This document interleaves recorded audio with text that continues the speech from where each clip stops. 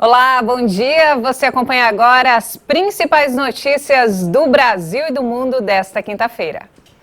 E após sinalizar que poderia haver novas restrições no estado, o governo de São Paulo afirmou que o índice de isolamento está aumentando e não anunciou endurecimento das regras. O governo afirmou que houve melhora nos índices de isolamento que aumentaram nos últimos dias, chegando a 44%. O número de passageiros transportados no metrô, CPTM, EMTU, entre outras empresas da rede, caiu de 10 milhões e meio no dia 11 de março para 4 milhões no dia 16. Queda de 61%. Segundo o médico do Comitê de Contingência, Paulo Menezes, há um avanço, mas não é o suficiente, já que o objetivo era chegar a mais de 50% de isolamento. Nesta quarta-feira, que marca o terceiro dia da fase emergencial do plano de flexibilização, ainda não é possível medir os seus efeitos. No entanto, com as medidas restritivas, já há um aumento no distanciamento físico das pessoas, que é o ponto mais significativo para que se possa diminuir a transmissibilidade da doença. Sobre a questão de um possível lockdown no estado, José Medina, outro membro do Centro de Contingência, disse que é uma medida difícil de ser implementada. O Brasil é diferente de outros países, além dos riscos de queda de cadeia de produção, instabilidade social e desabastecimento que podem ocorrer no estado. Sobre o calendário de vacinação contra a Covid-19, o governo antecipou para esta sexta-feira o início da vacinação de idosos acima de 72 a 74 anos em todo o estado. Pela previsão inicial, a faixa etária começaria a receber a primeira dose no dia 22 de março. O estado de São Paulo anunciou também que o imposto para o leite deve ser zerado, redução do ICMS da carne, crédito de mais de 100 milhões de reais para microempresários de bares, restaurantes, salão de beleza e academias, além da suspensão de cortes de gás e água encanados. E mudando de assunto, o novo ministro da Saúde, Marcelo Queiroga, indicou que o uso de máscaras e a redução de aglomerações fazem parte do plano da pasta para conter o aumento de casos de Covid no Brasil. Em uma coletiva nesta quarta-feira, o cardiologista pediu a união de todos os brasileiros para controlar a pandemia.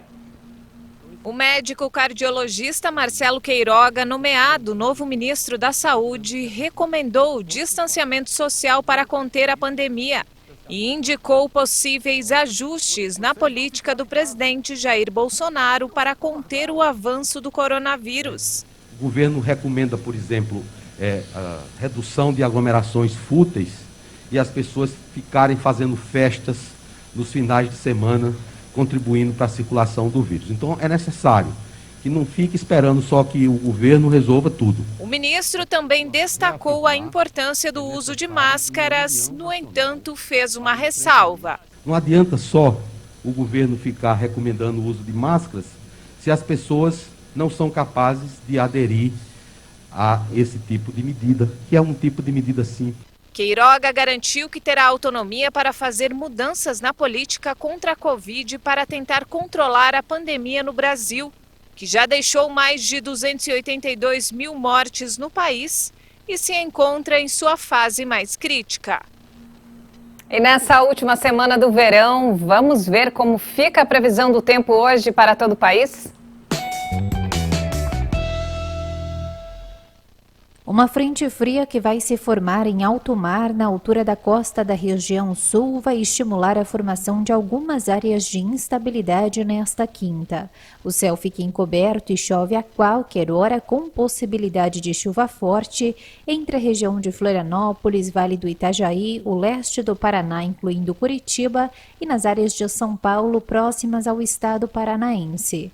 As pancadas ainda vão se concentrar entre a tarde e a noite no interior interior do Paraná e de Santa Catarina, em Mato Grosso do Sul, Goiás, Distrito Federal e também sobre as capitais São Paulo e Belo Horizonte.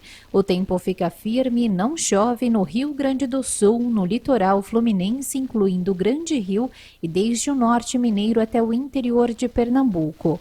As pancadas serão passageiras no decorrer do dia no Espírito Santo e entre Salvador e a capital natal. Mas a circulação de ventos vai deixar o tempo muito instável, com alerta de vários temporais na região de Fortaleza, em São Luís, Belém e desde o sul do Pará até a região de Cuiabá, no estado de Mato Grosso. Em grande parte das outras áreas do país, com exceção de Boa Vista, o dia começa com sol e chove entre a tarde e a noite.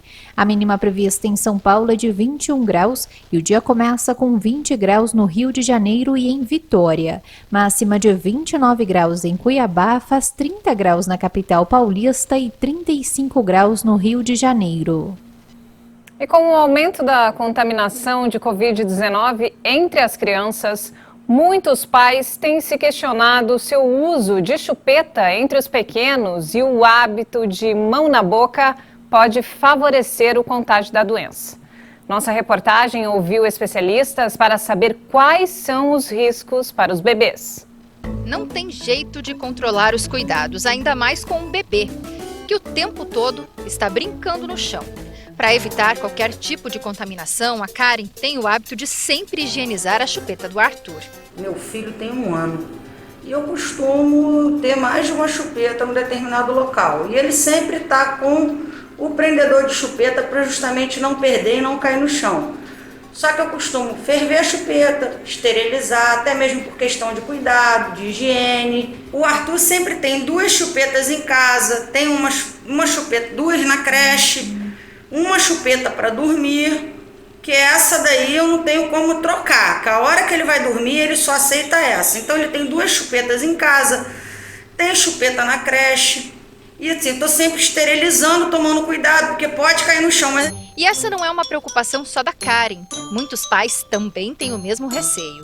Será que o uso da chupeta pode favorecer a contaminação da Covid-19 entre os pequenos? A chupeta, quando cai no chão, é claro, né, gente? Não existe aquela regra dos 5 segundos, tá? Que se aguarda até 5 segundos, as bactérias não chegam. Caiu no chão, as bactérias já contaminam, todos aqueles germes que estão no chão, eles podem chegar até a chupeta.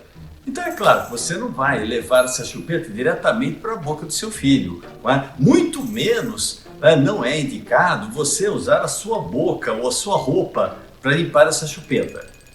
Com relação ao coronavírus, dificilmente você vai encontrar exemplares de coronavírus no chão.